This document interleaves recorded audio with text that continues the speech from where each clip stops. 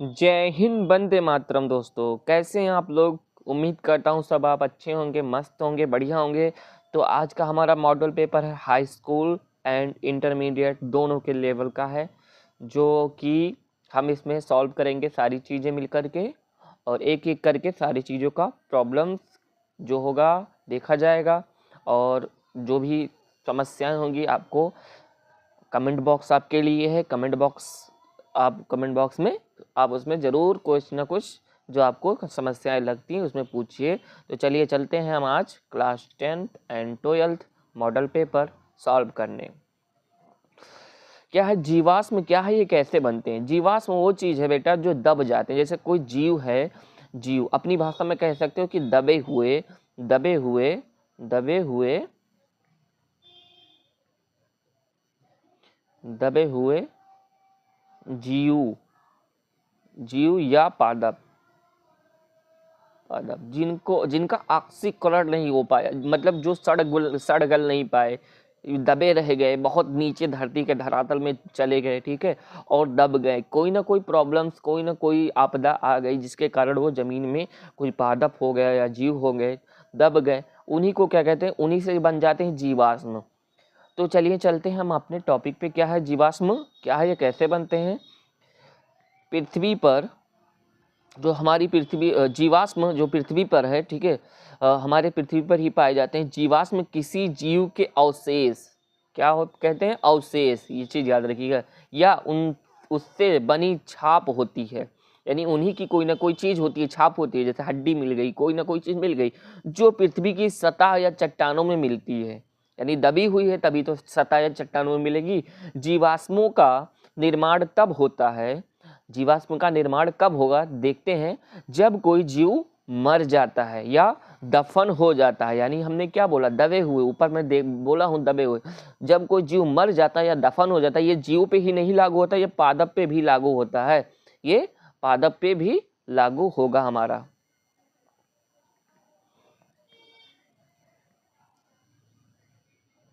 पादप पे भी लागू होगा और प्लस जंतु पे भी लागू होगा। जब कोई जीव मर जाता है, क्या हो जाता है? जब कोई जीव मर जाता है और दफन हो जाता है, जीवाश्मों से कार्बनिक विकास का पता चलता है। यानी जीवाश्मों से पता करते हैं, वो जीवाश्मों जब मिलते हैं तो उनसे पता होता है उनके कार्बन कितने पुराने हैं, उसी हिसाब से उनका आइडिया लगाया जाता है ये कितने साल पुराने हो सकते हैं। ये सारी चीज़ें उनमें ये देखी जाती है, कार्बन के हिसाब से उनमें आइडिया लगाया जाता है कि कितने पुराने, तभी हम उनका नाम करते हैं कि हाँ ये इतना साल पुराना, ये इतना साल पुराना। यानी जीवाश्मों से किसका पता चलता है? कार्बनिक विकास का पता चलता है। जीवाश्मों के अध्ययन को पैलेंटोलॉजी या जीवाश्म विज्ञान कहते हैं। पैलेंटोलॉजी या जीवाश्म विज्ञान कहते हैं। अगर जीवाश्म के अध्ययन को अगर देखा जाए तो क्या कहेंगे? पैलेंटोलॉजी या फिर जीवाश्म विज्ञान। ये चीज़ आप हमेशा याद रखिएगा। क्वेश्चन एक नंबर में पूछ सकता है कि जीवाश्म के अध्ययन को क्या कहेंगे? पैलेंटोलॉजी या फिर जीवाश्म विज्ञान। तो चलिए चलते हैं अब नेक्स्ट क्वेश्चन पे अपने। आपको इसका पीडीएफ डिस्क्रिप्शन बॉक्स में मिल जाएगा। पीडीएफ अगर चाहिए होगा तो पीडीएफ वहाँ से डाउनलोड कर लीजिएगा। स्वपरागण जो सेल्फ से होता है, स्वपरागण और परपरागण, यानी जो सेल्फ से खुद ही पादप में, एक उसी पादप में हो जाए उसे स्वपरागण। और परपरागण, मान लीजिए उसी जाति का पादप यहाँ है, उसी जाति का पादप यहाँ है, मतलब इनसे जो फूल है, इन्हीं का फूल का एक फूल से दूसरे फूल में चले गए, हो गया। इन्हीं का मान लीजिए एक फूल का नर वाला भाग है और इसी जाति के पादप में मादा वाले भाग में चला गया, तो क्या हो गया? ये परपरागण हो गया। और ये किसके द्वारा होता है? कीटों द्वारा। परपरागण कीटों द्वारा, जल द्वारा, वायु द्वारा और बहुत सारी चीज़ें होती हैं, इनके द्वारा होता है परपरागण। तो स्वपरागण और परपरागण में अंतर क्या है वो देखना है हमें। तो चलिए देखते हैं।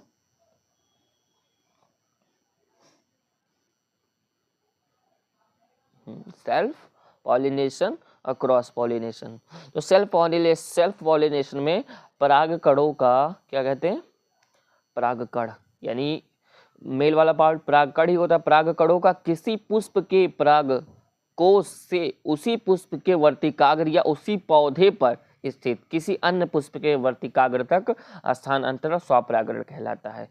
कहने का तात्पर्य ये है कि हम जो कह रहे हैं फिर से एक बार समझ लीजिए कि मान लीजिए यहाँ पे मैं एक पुष्प बना रहा हूँ, यहाँ पे एक पहले मैं पादप बना दूं। मान लीजिए एक पादप का पुष्प है, यहाँ पे पादप लगी हुई है, यहाँ पे एक पुष्प है। अब इस पुष्प का नर वाला भाग परागकण, नर वाला भाग इसी पुष्प में, ठीक है, इसी पुष्प के मादा वाले वर्तिकाग्र पे पहुंच जाए, या फिर इसी में दूसरा पुष्प लगा हुआ है, हाँ, इसका नर वाला भाग परागकोश से परागकण छिटक करके इसी पादप के इसी पुष्प में चला जाए, मतलब पुष्प वही रहेगा, पादप भी वही रहेगा, या फिर पुष्प चेंज हो जाए, पादप वही रहना चाहिए, मतलब पादप एक रहना चाहिए, जिससे ये जननांग विकसित होते हैं वो अलग अलग हो सकते हैं। पुष्प जननांग ही है उसका। तो याद रखिए, एक पुष्प से दूसरे पुष्प में जा सकते हैं उसी पादप में, दूसरे पादप में नहीं हो सकता। अगर दूसरे पादप में चले गए उसी जात के, मान लीजिए ये गुड़हल का फूल है और इधर भी गुड़हल का फूल लगा होता और यहाँ से एक पुष्प से दूसरे पुष्प में चला जाता तो वो पर परागण होता। ये गुड़हल का फूल है, एक फूल निकला, ठीक है, और दूसरे पुष्प है, तो उसी पुष्प पे भी जा सकता है और दूसरे पुष्प पे भी जा सकता है, इसी के पादप पे। तो इसी के पादप यानी इसी के घर में रहना चाहिए, दूसरे के घर में नहीं जाना चाहिए। और जब दूसरे के घर में चला जाएगा तो वो कह सकते हैं पर परागण हो गया। तो क्या कहना है कि परागकणों का, हाँ जी, कहना है परागकणों का किसी पुष्प के परागकोश से उसी पुष्प के वर्तिकाग्र या उसी पौधे पर स्थित किसी अन्य पुष्प के वर्तिकाग्र, यानी उसी पुष्प या फिर उसी पुष्प के उसी पौधे पर स्थित किसी अन्य पुष्प बोला है, ठीक है, पौधा वही होना चाहिए, तक स्थानांतरण यानी पहुंचना स्वपरागण कहलाता है। बस एक ही लाइन में आपको याद रखना है, परागकणों का किसी पुष्प के परागकोश से यानी छिटक कर उसी प्रजाति के अन्य, उसी प्रजात होना चाहिए। मान लीजिए यहाँ गुड़हल था तो यहाँ भी गुड़हल होना चाहिए, यहाँ भी गुड़हल होना चाहिए। अन्य पौधे पर स्थित पुष्प के वर्तिकाग्र, यानी अब ये दूसरे के घर में घुस गया, हाँ, और जब दूसरे के घर में घुस गया तो क्या होगा, ये क्रॉस पॉलिनेशन पर परागण हो जाएगा। वर्तिकाग्र तक स्थानांतरण यानी पहुंचना, ठीक है, पर परागण कहलाता है। यानी ये खुद के घर में था, और ये दूसरों के घर में चला गया, दूसरे के घर में चला गया, तो ये क्या हो गया, ये सेल्फ यानी स्व हो गया। ये क्या हो गया, स्व, और ये पर हो गया, ये पर परागण, ये स्वपरागण। तो ये चीज याद रखिएगा।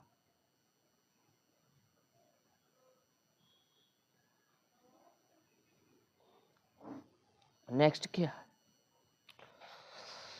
यह समयुग्मजता बढ़ाता है, यानी समान रहेगा भाई, उसी पादप में रहेगा तो इसमें कोई भेदभाव, कोई मतलब अलग चीज देखने को नहीं मिलेगा, इसमें विषम युग्मजता देखने को मिल जाएगी, ठीक है।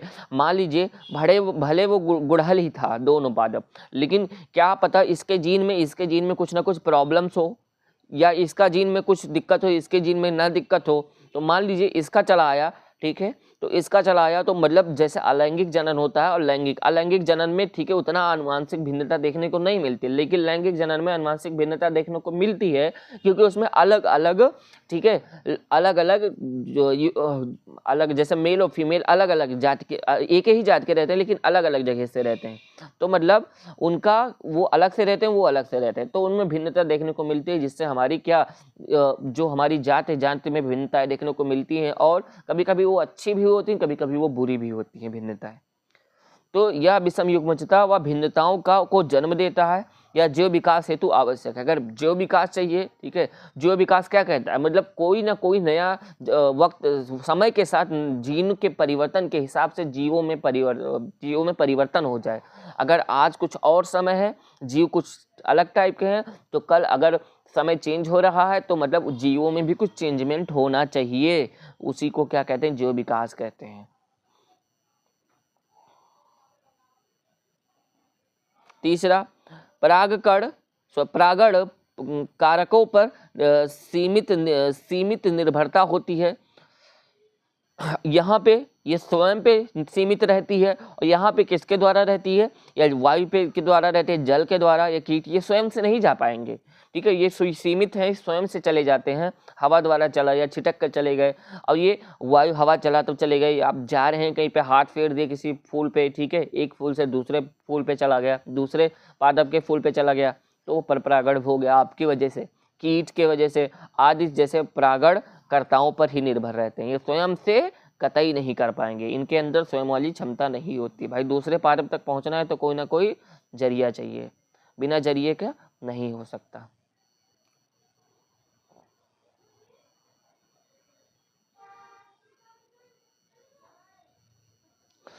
क्या पूछा है, वयस्क मानव के दंत सूत्र का उल्लेख कीजिए।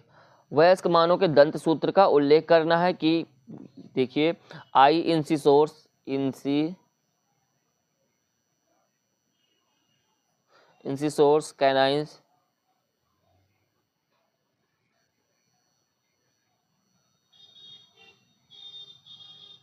प्रीमोलर्स,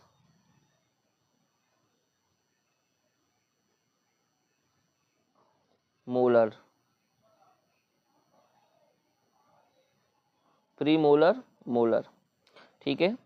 तो हमारा एक तरफ का है, जैसे ये जबड़ा है, ये जबड़ा है और ये नीचे का जबड़ा है, तो हमारा क्या ले रहा है, नीचे एक तरफ का जबड़ा जो ले रहा है वो आधा साइड ले रहा है, आधा साइड नहीं ले रहा, आधे साइड का बता रहा है, ठीक है, याद रखिएगा। तो अब आधा आधा साइड देखा जाए तो आधा इधर का, आधा इधर का, और आधा ऊपर वाले का, और आधा इधर का, तो 4 साइड हो गए। क्या 4 साइड हो गए? तो ये जो सूत्र होता है एक साइड पे डिपेंड होता है, यानी एक ही साइड पे, चाहे लेफ्ट चाहे राइट। आप दांत, अब बीच वाला दांत जो होता है आपका इंसिसोर्स, बीचों बीच से आप अलग कर दीजिए, ठीक है, तो आपको इधर भी उतना मिलेगा दांत, और लेफ्ट राइट भी मिलेगा, और राइट साइड भी उतना दांत मिलेगा। तो लेफ्ट साइड लेकर चलिए चाहे राइट साइड लेकर चलिए, अप का या डाउन का, दोनों में से एक लीजिएगा। उसके बाद फिर ये सूत्र देखिएगा, आप महसूस कीजिए अपने दांतों को टच करके कि एक तरफ दांत ऐसे लीजिए, चाहे नीचे वाला जबड़ा, चलिए नीचे वाला जबड़ा लेते हैं और उसको बीचों बीच से आधा करिए, दांत को आधा बांट दीजिए, 2 भागों में, 2 भागों में बांटोगे तो बीचों बीच से बांट दिया आपने, बीचों बीच से बांट दिया। तो जो अब राइट साइड की ओर जाइए, राइट साइड की ओर अब जब जाओगे, ठीक है, तो 2 दांत आपको आगे मिलेंगे, वो 2 दांत आपको इंसिसोर्स होंगे। क्या होंगे? इंसिसोर्स। प्लस उसके बाद एक नुकीला दांत होगा, जो कि जो मांसभक्षी होते हैं यानी मांसाहारी होते हैं उनमें ये ज़्यादा शार्प होता है, और मांसभक्षी नहीं होते उनमें कम शार्प होता है। जैसे आप धागा वागा काटते हो तो उसी दांत से काटते होंगे, वो दांत आप टच कीजिए, वहाँ पे नुकीला दांत होता है, तो हाँ टच कीजिए वहीं पे। हाँ, एक वो होता है, एक साइड का मैं कह रहा हूँ, एक साइड का, इधर साइड वाला मैं नीचे की तरफ, नीचे की तरफ वाला बता रहा हूँ, 2। उसके बाद आगे का जो 2 आपको मिल रहा है, जो चौड़क है, जैसे चौभर कहते हो आप, ठीक है, तो वो 2 होता है, ठीक है। आगे का जो 2 है वो क्या है हमारा? प्रीमोलर्स है। क्या है? प्रीमोलर्स। और लास्ट का 3 जो मेरा बचेगा वो क्या है? मोलर्स, ठीक है। ऐसे ऊपर भी है और ऐसे नीचे भी है, ठीक है। आधे से अगर देखा जाए, आधे से ऐसे ऊपर भी मिलेगा आपको, ऐसे नीचे भी मिलेगा, यहाँ पे भी अब आपको ऐसे, तो 2 + 1 + 2 + 3। अब दोनों, अब इस साइड वाला भी लेना है तो क्या करना है हमें, ठीक है, इस साइड वाला भी लेना है तो मल्टीप्लाई 2 कर देते हैं, 2 1 3 और 2 5 3 8 अपॉन 2 1 3 2 5 3 8, ठीक है। अब इससे काटना नहीं भैया कि 8 के माठ 8 के माठ काट दीजिए, 8 1 जा 8 8 1 जा 8, नहीं, 8 ऊपर का और 8 नीचे का, ठीक है, ये हो गया। और मल्टीप्लाई 2 है, ठीक है, तो मल्टीप्लाई 2 से इसे कर दीजिए, मल्टीप्लाई 2 से इसे कर दीजिए, तो कितना हो गया? एक साइड का हुआ था 8 8, ठीक है। अब दोनों साइड का ले लेते हैं, उस साइड राइट साइड का भी हो जाएगा, तो 8 दूनी 16, 16 दांत इधर, 16 दांत नीचे, 16 और 16 कितना हो गया? 32 दांत। यही चीज अगर बच्चों में देखा जाए तो बच्चों में जो होता है ICPMM मल्टीप्लाई 2 अपॉन ICPMM हो गया, ठीक है। अब बच्चों में प्रीमोलर्स नहीं होता है तो इंसिसोर्स 2 होगा बच्चों में, प्लस कैनाइंस 1, प्रीमोलर्स कितना होगा? 0 होगा, मोलर्स क्या हो बचेगा? 2 होगा उनमें, मोलर्स 2 होगा, बटा उतना ही एक साइड उन पे 0 + 2, मल्टीप्लाई 2, 2 1 3 और 2 5, 5 नीचे 5 ऊपर, मल्टीप्लाई 2 से इसे कर दो, मल्टीप्लाई 2 से इसे कर दो। ये शिशुओं की शिशुओं का दांत सूत्र है। कितना हो गया? 5 2 जा 10, 5 2 जा 10, 10 10 और 10 20 दांत, 20 टीथ इनके हो गए, इनके 32 टीथ हो गए। तो अब ये शिशु का हो गया और ये वयस्क का हो गया ऊपर वाला।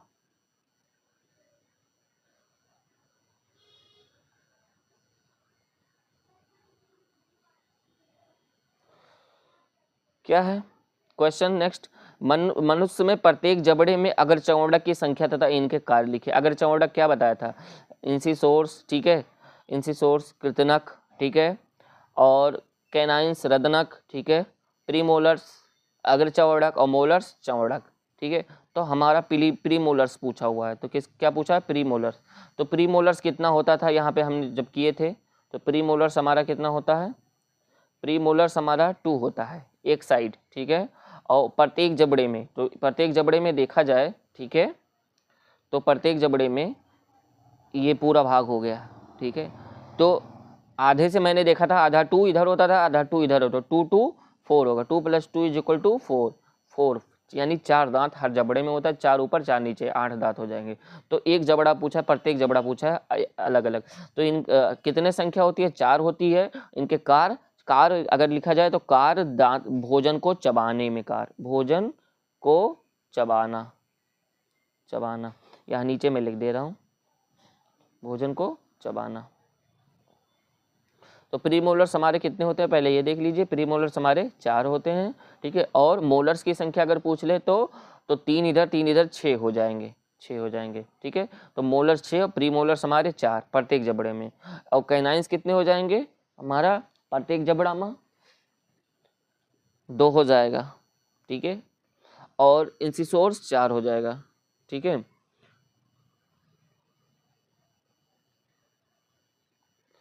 ये हर एक जबड़े की है, दोनों जबड़ा के नहीं। तो कितना है यहाँ पे चित्र में आप देख लीजिए,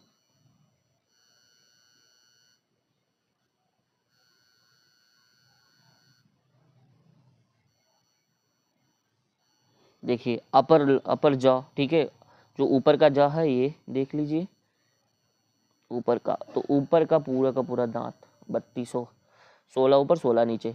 देखिए जो हमें कहाँ से देखना है?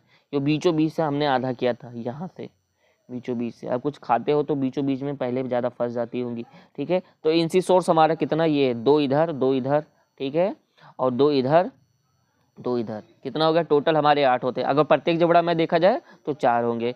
कैनाइंस, ठीक है, ये देखो एक है, क्या एक है, और एक ऊपर है, और एक इधर है, एक इधर है और एक इधर है, ठीक है, एक इधर है कैनाइंस, ठीक है। तो प्रत्येक जबड़े में 2 होता है। प्रीमोलर्स कितने होंगे? 2 ये है और ये 2, यानी प्रीमोलर्स हमारे 2 2 4 हो गए। कितने हो गए? 4। प्रीमोलर्स की संख्या 4 हो गए। मोलर्स कितने हो गए? 3 और 3 6। तो समझ आ गया आपको, ठीक है। और इसका कार्य लिख लीजिए, कार्य पूछा है, इसका कार्य यानी अग्र चौड़क का कार्य, अग्र चौड़क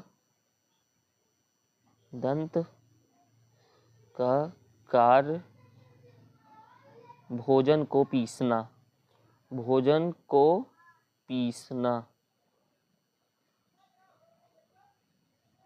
पीसने का होता है, पीसने का होता है। हो गया हमारा इसका आंसर। अग्नाशय से स्रावित हार्मोन्स, स्रावित होने वाले हार्मोन्स तथा उनके कार्य लिखा। अग्नाशय से कौन सा हार्मोन स्रावित होता है? अग्नाशय से इंसुलिन हार्मोन स्रावित होता है। कौन सा? इंसुलिन हार्मोन स्रावित होता है। इसका कार्य, ठीक है, इसका कार्य हमारा ग्लूकोज का उपापचय करना। क्या करना?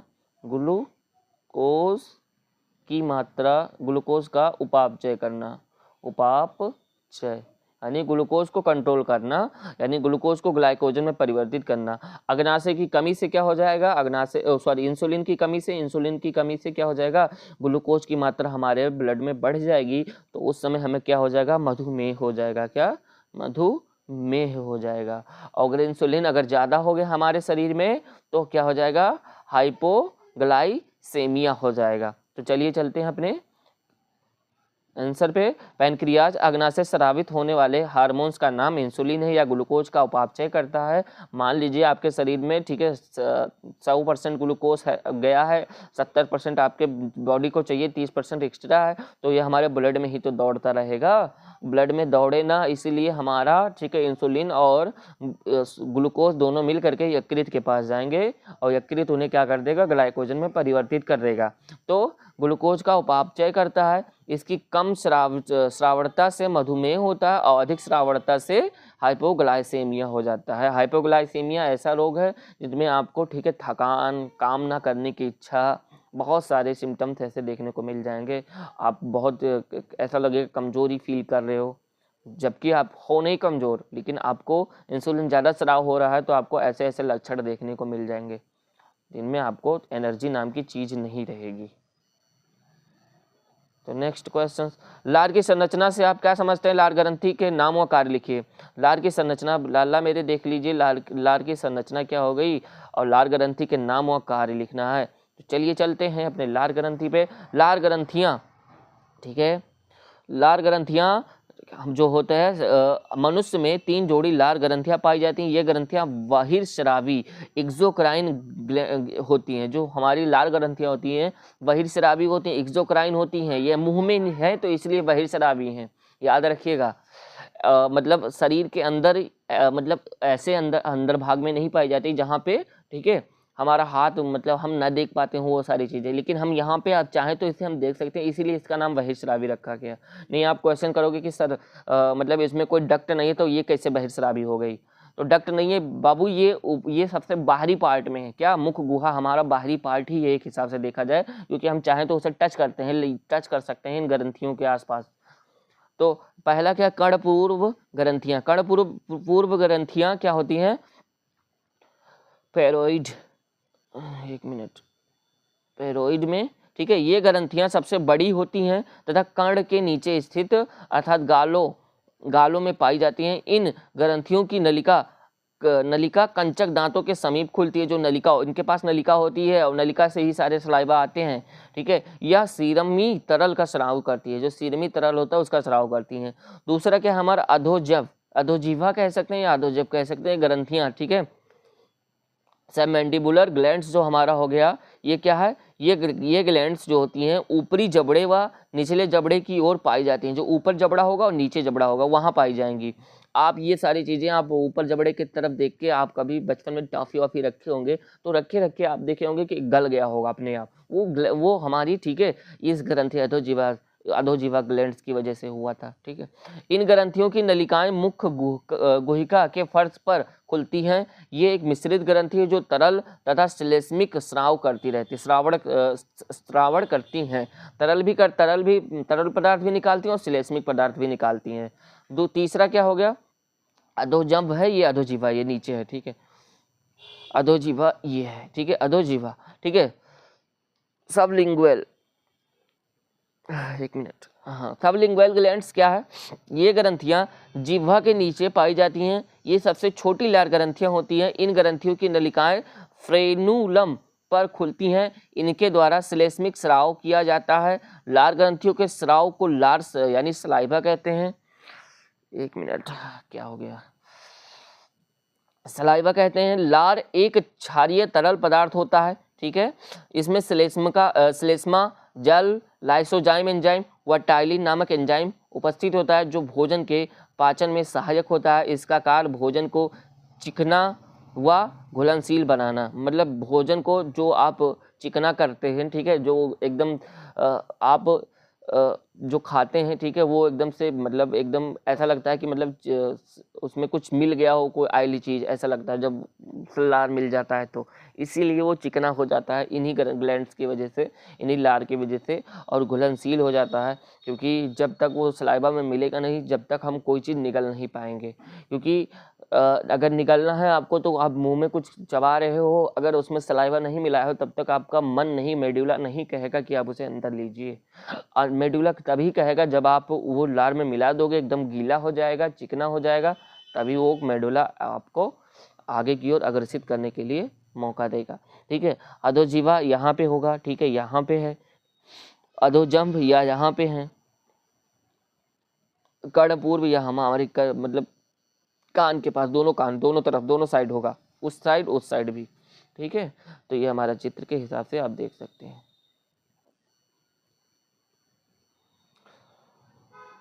ये देखते हैं जनन।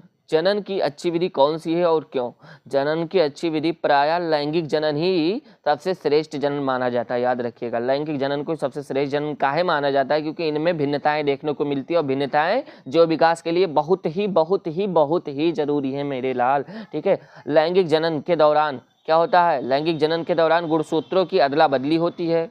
हाँ, गुणसूत्रों की अदला बदली होगी, जिससे युग्मकों में नए लक्षण विकसित होंगे, यानी मेल्स के गुणसूत्र और फीमेल्स के गुणसूत्र, कुछ मेल्स के आते हैं, कुछ फीमेल्स के आते हैं, तो भैया दोनों का जब गुण आएगा तो क्या होगा? नए लक्षण बनेंगे। हाँ, तथा नए जीव का विकास होता है, जो अपने जनकों से थोड़ा भिन्न होता है। भिन्न होते हैं कि नहीं? हम अपने माता पिता से देखने में चाहे चेहरा ही थोड़ा बहुत भिन्न हो, ठीक है, लेकिन भिन्न होगा। आप एकदम सेम अपने माता पिता की तरह नहीं हो जाएंगे, क्योंकि एकदम माता पिता की सेम हो जाएंगे तो वो तो अलैंगिक जनन में जैसे मातृ सेल होती है वैसे ही डॉटर सेल हो जाती है, यानी जैसे पेरेंट सेल होता है वैसे डॉटर सेल हो जाती है। अलैंगिक जनन में उनमें भिन्नताएं देखने को नहीं मिलती है, और जब भिन्नताएं देखने को नहीं मिलेगी तो हमारा जीव विकास में कहाँ भाई कोई नई जीव मिलेगा। अतः लैंगिक जनन जीव विकास में सहायक होता है। लैंगिक जनन द्वारा जीवों के जीवित रहने के अवसर अधिक होते हैं। मान लीजिए कि हम आज के दौर में 60 से 70 साल लोग जी रहे हैं, लगभग एवरेज, लेकिन कुछ ऐसे युग्मनज जायगोट का निर्माण हो गया कि उनसे जो संतति प्राप्त हुई भैया, वो जैसे इंटर में आप पढ़ोगे होमोफ्यूचेरियंस की तरह इंसान हो गए।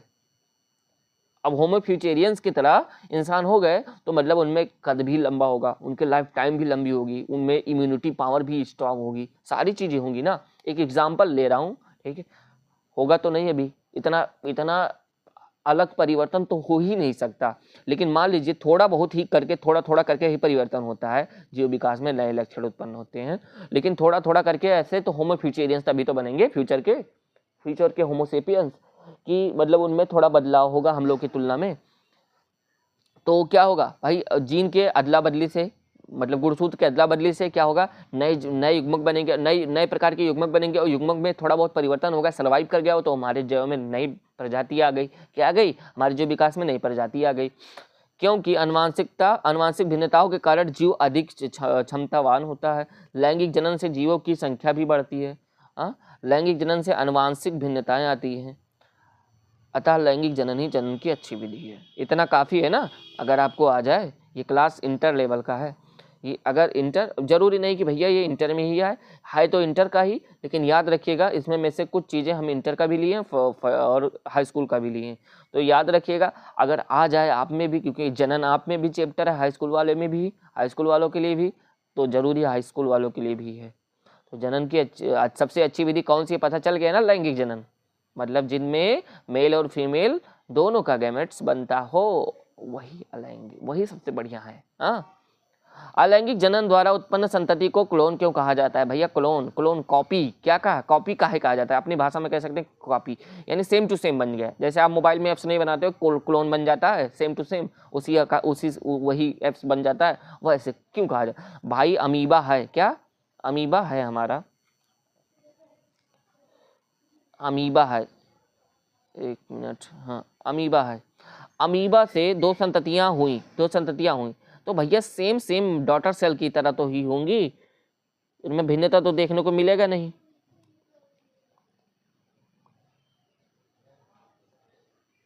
एक मिनट, पेन को क्या हो गया मेरे? हाँ, इनमें भिन्नता तो देखने को मिलेगा नहीं, क्योंकि जैसे पेरेंट सेल होगा वैसे डॉटर सेल होंगे, तो भैया इनमें कहाँ हम भिन्नता देख पा रहे हैं, लैंगिक जन्म में भिन्नता देखेंगे भाई, दो अलग अलग लिंग, ठीक है, दो अलग अलग जगहों से आए हैं, हाँ अलग अलग जगहों से आए हैं, और उनका वो किसी दूसरे खानदान से, वो किसी दूसरे खानदान से, वो उनमें कोई अलग लक्षण है, उनमें कोई थोड़ा अलग लक्षण है, उनसे जो उत्पन्न संतानें होती हैं, ठीक है, उनमें अलग थोड़ा दोनों का मिक्स लक्षण रहता है। तो वही सारी चीज़ें देखने को मिलती है। और लैंगिक में क्लोन इसलिए क्लोन क्यों कहा जाता है उससे उत्पन्न संतानों को, इसलिए कहा जाता है क्योंकि आकारिक व अनुवांशिक रूप से एक समान जीव क्लोन कहलाते हैं। यानी बनावट, शरीर का बनावट देखा जाए अनुवांशिक रूप से सेम होंगे भाई, जो जेनेटिक चीजें थी, जैसे मातृ सेल से दोनों डॉटर सेल में चली गई, तो सेम टू सेम तो है, उसमें भिन्नता कहाँ देखने को मिली भाई, जो उस अमीबा में था उसके दोनों संततियों में वही रहेगा। तो अलैंगिक जनन द्वारा उत्पन्न संतति अनुवांशिक व आकारिकीय रूप से अपने जनक से एकदम समान ही रहते हैं, जैसे उनका माता या पिता ऊपर एक पेरेंट जैसे वो अलग हुए थे, सेम टू सेम वैसे रहेंगे, उनमें कोई बदलाव देखने को नहीं मिलेंगे। जो कोई बदलाव नहीं देखने को मिलेगी तो भैया वो जो विकास में कहाँ महत्वपूर्ण भूमिका निभाएंगे, कोई नहीं भूमिका निभाएगा। और इनसे कोई भी अनुवांशिक भिन्नताएं नहीं होती हैं, और ना ही ये आवश्यक भिन्नताओं को अगले पीढ़ी में स्थानांतरित कर पाते हैं। भाई सेम टू सेम जब रहेगा तो अगली पीढ़ी में कहाँ स्थानांतरित कर पाएंगे, अतः इन्हें क्लोन कहते हैं। तो चलिए, आपको उम्मीद करते हैं समझ में आया होगा। और कोई क्वेश्चन तो नहीं बचा इधर, नहीं कोई क्वेश्चन नहीं बचा। तो कोई प्रॉब्लम्स होगी तो आपको कमेंट बॉक्स है, कमेंट बॉक्स में कमेंट कीजिएगा, कोई प्रॉब्लम्स नहीं होनी चाहिए। और आप लोग अच्छे से तैयारी कीजिए, अच्छे से पढ़िए, अच्छे से लिखिए, कोई समस्या नहीं होनी चाहिए। चलिए चलते हैं, मिलेंगे नेक्स्ट वीडियो में, तब तक के लिए जय हिंद, tata bye bye, see you, वंदे मातरम।